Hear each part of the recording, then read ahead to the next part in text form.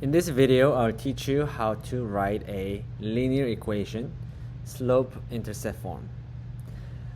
There are three steps to writing linear equations in slope-intercept form. First is to find a slope, which is m for movement.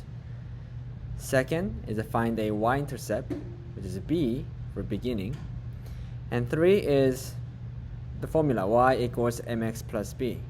So once you know how to find a slope and how to find a y-intercept, then putting into equation is very easy.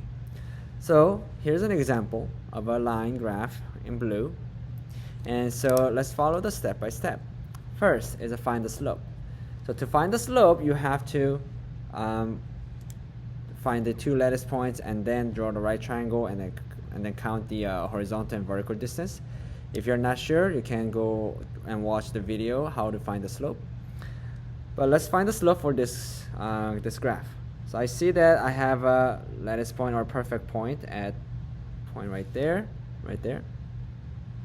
because it crosses the intersection on a grid. I see another one up here, so I'm gonna mark right there. Okay. So I find two lattice points and I can draw the right triangle. I'm going from left point to the right point, so from the left point to the right point.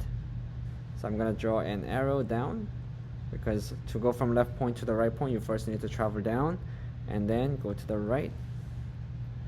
Now for this one, I didn't number any scales, so we assume that it goes by 1. So each square is worth 1. So if I actually count, I see that vertically it went 1, 2, 3 units down. So going down is a -3. And I see that it went 1 unit to the right, and going right is a +1. So we have a vertical and horizontal. So if you put that into a slope formula, we have m, the movement, how it moves from left point to the right point, is always vertical over horizontal.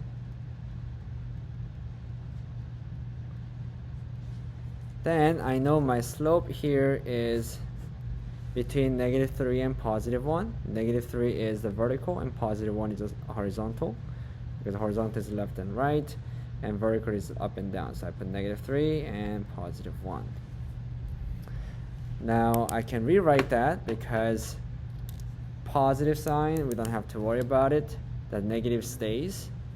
3 over 1, any number over 1, we can just kind of hide the 1, right? And so this is same as -3. So we got the slope -3. The second step is to find a y-intercept. Now how do we find a y-intercept? Y-intercept is where your graph crosses y-axis. Line crosses y-axis. So look at the line graph, the one in blue, and where is the y-axis? I know that up and down vertical line is a y-axis, and left and right horizontal is the x-axis. So this is a y-axis right there. The graph goes slightly slanted down diagonally. Where do they cross? Where do they meet? I see that they intersect right here at this point. That's where they meet. Right here if I draw an arrow. So that is y-intercept. Now what's the number there? We know the middle part is origin 0, 0. So going down, that's 1. But it's going down, so it's a negative, right? So y-intercept is -1. So that's quite simple to find. We know that y-intercept is -1. Once we know that our line graph has certain slope and y-intercept, we can just put them together in an equation. Equation is y equals mx plus b. We know m is for slope. This is for slope. And b is for y-intercept. And we had it here m and b, right? So how do you write an equation? We just keep the y equals and x same. So y is equal to something x and something. So we just need to put corresponding number. M goes in front of x. M is equal to -3. So I put -3 in front of x. What about b? B goes after the x, and b is y-intercept. We found that that's -1, so I put -1 afterward.